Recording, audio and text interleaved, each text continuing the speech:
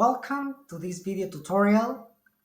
My name is Juan Quintana and I'm really happy to share with you different artificial intelligence tools intended to optimize our teaching, which is already good, but we would like to continue improving and learning, and our students' learning. Have you ever used YouTube videos for your classes? Have you ever created a video to present grammar, to tell a story, to provide an example to students who want to prepare a project? Okay, probably yes, but have you ever thought about making those videos more interactive so students could watch it or watch them and respond questions on the go? Edpuzzle is the answer. Edpuzzle is a tool that helps us find videos on YouTube or use our own videos and make them interactive and incorporate questions, multiple choice questions, true or false questions, and even open-ended questions so that students watch those videos interactively. Edpuzzle is the tool. So let me present some of the essentials of this tool. We have a content space, different classes I have already formed, so you can keep the content organized for your different classes, all right? And um, a message telling me that I use my first 20 videos without limits. Sorry for the dog. All right. So, what is necessary to do here? We find a video on YouTube. I have already chosen one of my videos, and look at this. We have a video already created, so we use it for our purposes. So we use this video, and what we can do now is to start adding questions. Edpuzzle is a tool that allows us to generate questions by using artificial intelligence. So I can decide what kind of questions I would like to add. Well, sometimes this tool doesn't work very well, so we have to do it manually. And let's see. I can choose, for example, one of the sections of the video.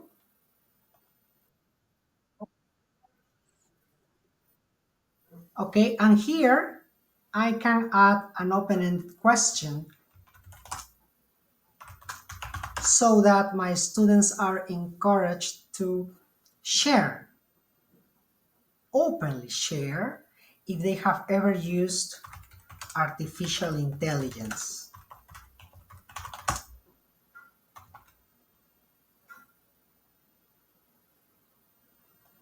I can allow audio responses. So the question is here. Then another open-ended question. Have you ever used ChatGPT to plan a lesson?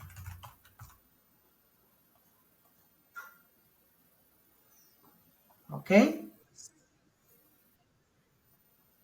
so the idea is that as long as I continue watching the video,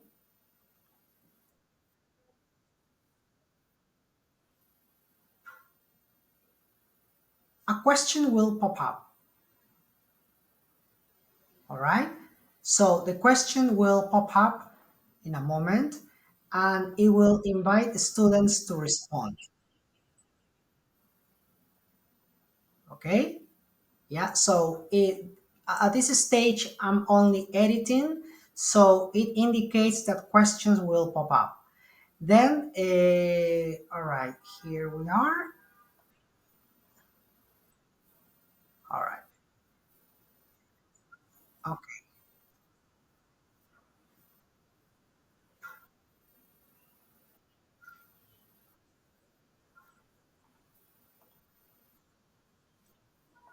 all right. So I can add a multiple choice question, like for example, to start interacting with Chat GPT, it is important to, and let's say this is the correct response, enter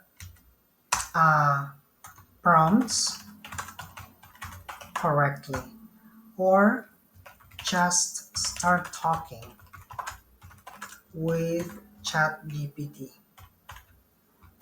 There we go. Save. All right. So I can continue adding questions. You see, the questions will continue being added. So I finish this. I need to be sure. Yeah. I finish this. And this is the way it will work.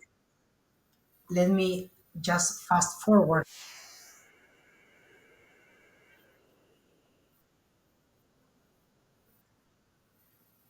Let's look at this.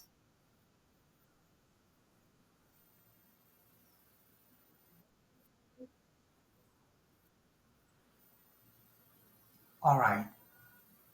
So the question will pop up. So I have options to rewatch, skip. Yes, I have already used it. Yeah, I submit it. I continue. Remember that the teacher has to grade that question.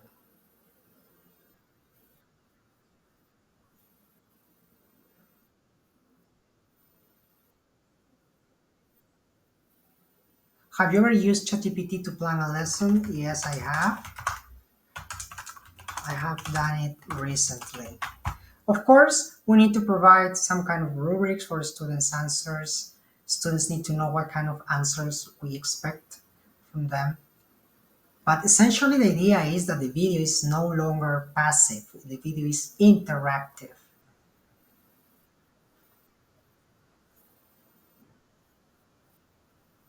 Look at this.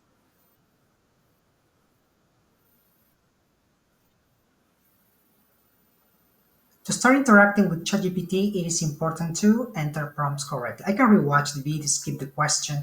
There are different settings we can set up so we can tell Edpuzzle what to do. If students are allowed to continue watching the video despite of the fact that they do not respond correctly, or despite of the fact that they decide to skip questions, that depends on you. But essentially, the idea is that we have the option to make this video interactive. I can go to a video preview.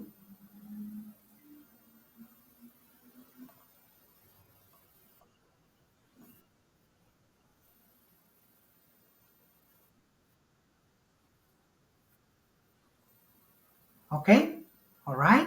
So it's working like that. I finish this, and the next step is to assign this kind of video to a class. I can continue editing.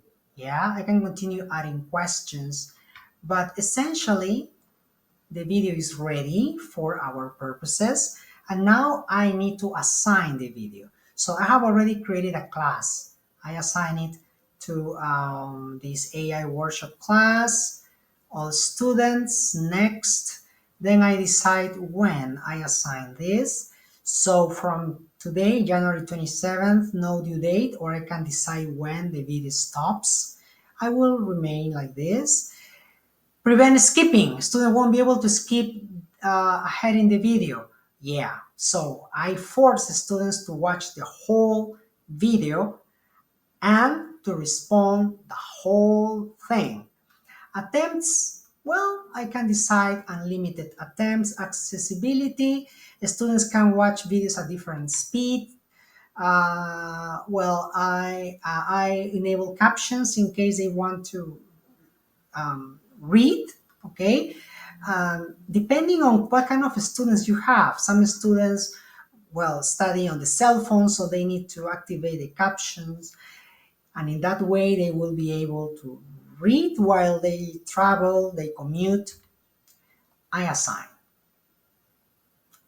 Once the video is assigned, these are the questions, I need to share the assignment. So I can put this, okay, copy link. So I can provide my students with direct access. I can embed this,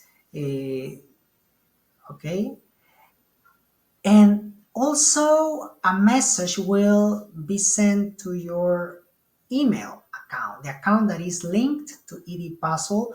So if you want to provide a key code and more steps, the message will arrive to your email. But essentially, the video is ready. Look at this. Okay, and I can also, students can join your class in one of two ways. So I can share the link I mentioned before, or students can, log into Edpuzzle, click the plus symbol, and enter this class code. So I can share those instructions to students later on. Okay, I can email the link. Yeah, also I can copy the class code, so students get to know what to do once they go to Edpuzzle. Yeah, all right. So look at this. All right, and let's stop this video. I hope you enjoyed it. Yeah, I hope you enjoyed it. And finally, just some examples. Once students respond to the question, you will be able to see the grading now and how students respond. You will see your students and the questions, and you have analytics of the questions, how well students responded. You need to grade the open-ended questions, definitely. And that's a great tool. That's a great tool I recommend you to use. Thank you very much for your kind attention.